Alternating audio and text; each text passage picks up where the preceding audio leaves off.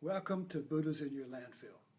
It's Sunday morning, and I'm in Virginia, and my CenturyLink is down, so I'm using my iPhone, and it took me a while to get this thing to go horizontal.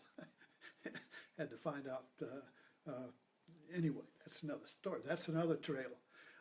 Yesterday we left off with the doors and lighting my fire, and that was triggered by an interview I saw on YouTube between Jim Morrison's father, who was an admiral, naval officer from the 50s, and Jim Morrison was the son of the 60s, and they didn't know each other. They could not, the father could not understand the son, and anyway, but the whole point was of these two different worldviews, the subjective and the objective. Jim Morrison was subjective. He was a poet. He was creating a world. He was following his bliss. And the father was also following his bliss, but in the objective world of duty and honor. So anyway, let's pick that up. Because I thought this morning, the idea came to me, following the Dharma Trail. And I use the word Dharma, and it's a Buddhist term, and we should understand it because we're all following it, and it's an equivalent word would be truth, but we don't even know what truth is today, so we're having a huge conflict over, well, what is truth? Does truth exist? Or what is truth? And who knows it? And what's the authority? How do you know what truth is? So let's take a look at this and bring up my today's chart, and it's called Following the Dharma Trail. And I just thought this morning of Joseph Campbell. I've been following his trail my whole life, or since the 70s when I first was introduced to him. And one of the things he says over and over and over, follow your bliss. Well, everybody what does bliss mean, and how do you follow it?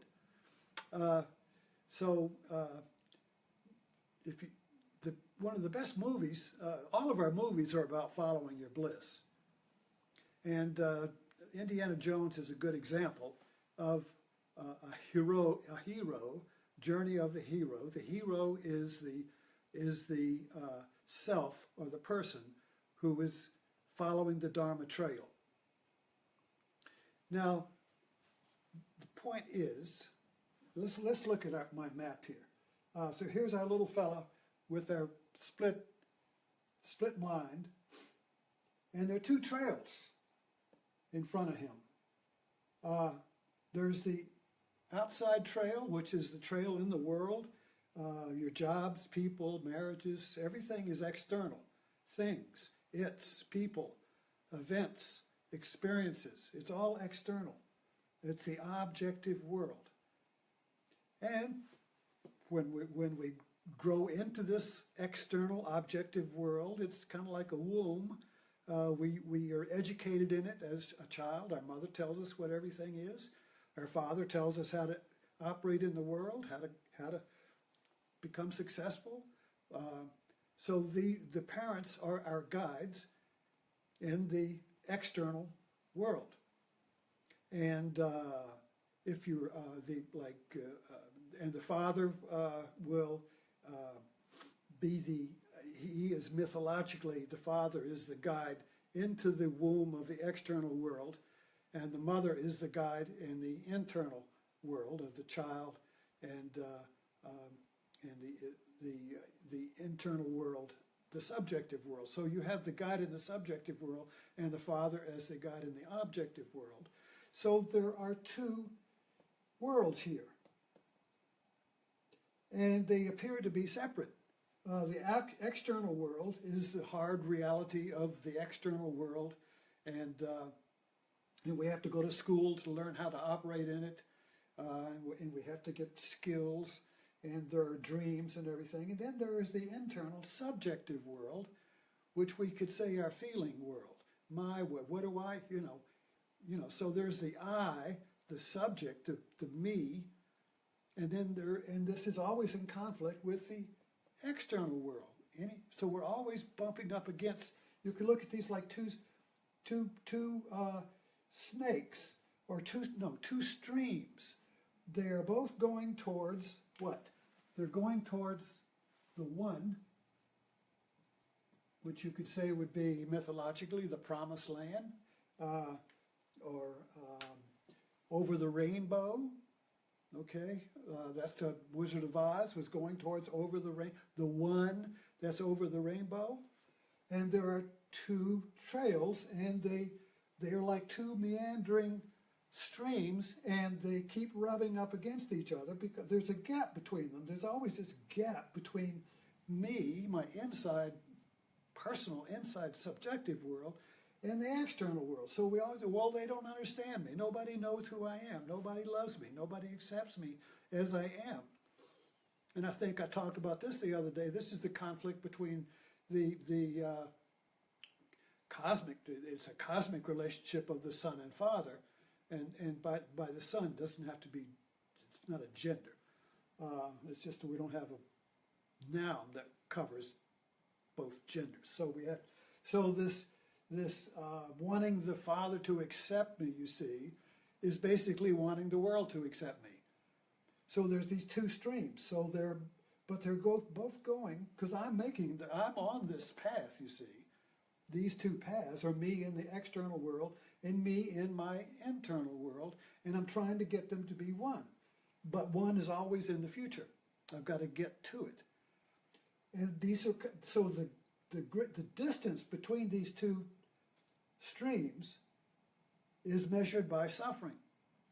The farther I am away from the world as a feeling exiled, you see, the more I am distanced, the greater the distance between my inside stream and the outside stream is a measure of my suffering. And when it gets really wide, I get into a depression, or I commit suicide, or I break out in some violent act and shoot everybody, because the gap between these two streams is intolerable. It's like pulling taffy apart, or a rubber band. The tension, you can only go so far before it snaps, you see. The tension between these two streams. So and when they start coming together, we start feeling, oh, the world's going, my beloved is coming. When these two streams start moving together, there's a feeling of excitement.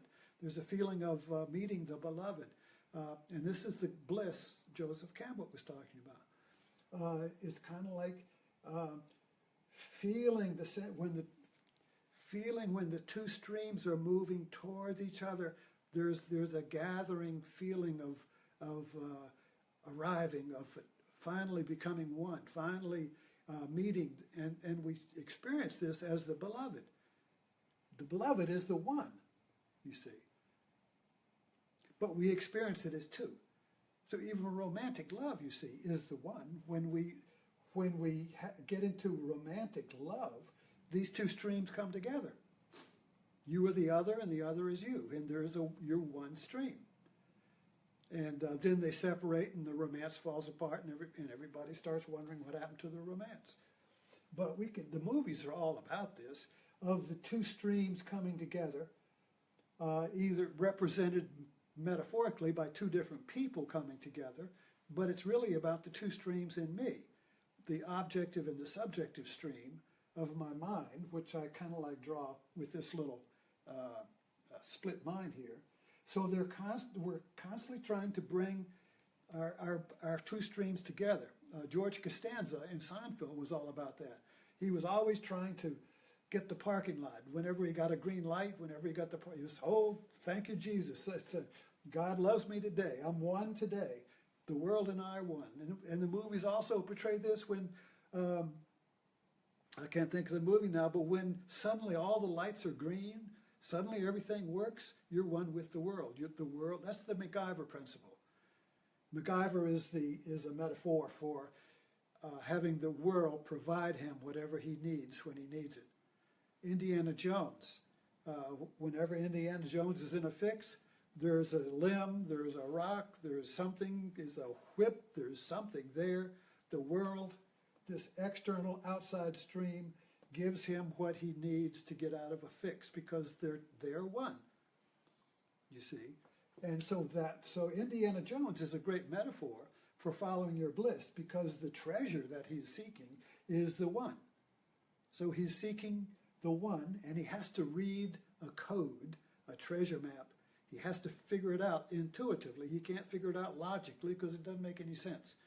So he's following the clues. And the clues are when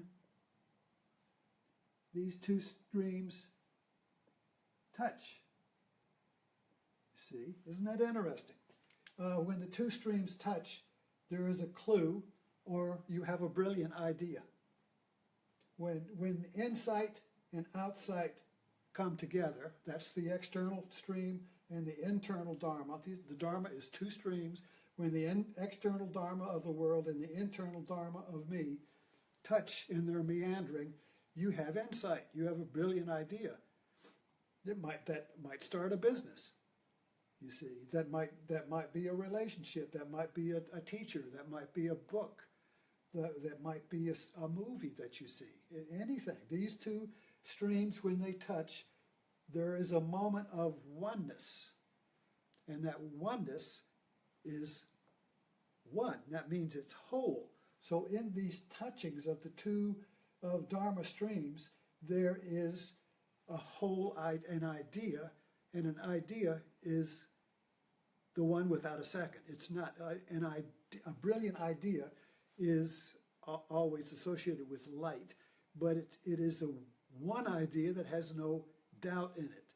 It is one idea that knows. It's one idea that has a certainty about it, where thoughts and concepts and theories and beliefs all come with doubt, because it could be something else.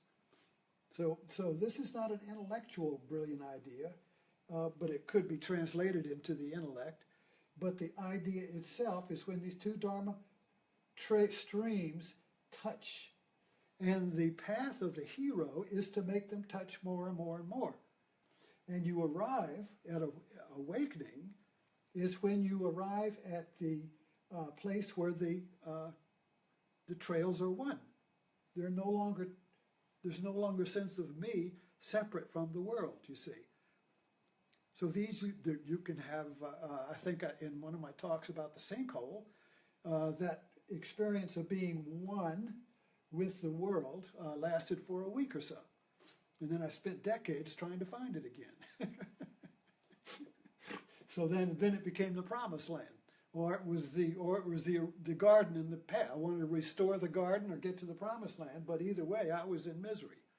You see, in tension, trying to figure the puzzle out, trying to figure out what the code is, trying to get to this treasure, you see. So the following the bliss is kind of like the M&Ms in E.T. And bliss is not logical, and you can't, this map is not a logical map. This map is made by accidents. The map is followed by coincidence.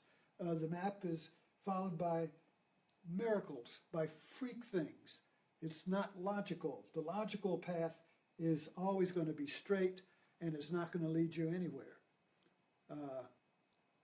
in the terms of becoming one with the world, because it's always future orientated. So these moments are not planned. They're when you're unplugged. They're when you're off the script. They're when you're not reading the teleprompter. It's when you're following your bliss, which is the heart, you see. So the heart, okay, let's take that moment. The one is the heart, you see. And the heart is love. The heart is one.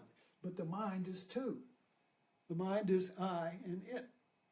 I, me, and it, the world. So the mind functions in a dual world, but there is this heart stream.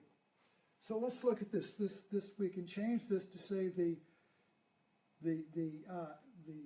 outside Dharma includes my little ego. So this is two. Me and it. But the heart here is running right alongside of it, and it is one, and it includes both. So that what we're really looking for as the one, and on the other side of the horizon, the promised land, the rainbow over the rainbow, is our own heart. But the mind being split in external world and internal world, constantly conflicting, I'm constantly in conflict with my own experience, you see, my own thinking, I shouldn't think that, or I shouldn't feel that, I'm a good person, I shouldn't feel those feelings. So I'm not constantly meandering and rubbing up against my own experience, you see. Not thinking that what I'm experiencing is myself, as the world. I'm experiencing myself as the world, but I think it's two. So the Dharma, the one, the heart, is when there is this brilliant idea that I am the world and the world is me. That is a moment. You're not thinking in sense of I am the world, you see. No, there is no division in that brilliant idea, in that Dharma awakening, awareness. There is no thought, there's no thinking at all. There is just the knowing, the idea, the brilliant knowing that I'm okay. I'm okay, you see, is also the heart. You're okay and I'm okay. The world is okay and I'm okay. Just as there's a lot of things to do, but it's okay. So the base then becomes the heart and the okayness and the oneness, you see, for the journey of life, rather than seeking the heart and the oneness and the okayness in the future. So that puts us in a state of hell looking for heaven tomorrow, where the Dharma is really about heaven being here right now. You see, we're already in the garden. We're already the one. We're already at one with the world. And so as we move along this journey, the two trails of the inside and the outside get closer and closer together until it becomes one river. Instead of two rivers, it becomes one. And it may separate again, but immediately you know the pain of separation and it comes back together. So as you move in this Dharma trail and as you move towards the ocean or the one, pain then becomes your guide. When you feel that separation again, that pain of being separate from others or from yourself, you recognize it immediately as a perception that you are off your trail, that you're off balance, and you immediately correct. And so you gradually begin to, it's like a kid learning how to ride a bike, you see.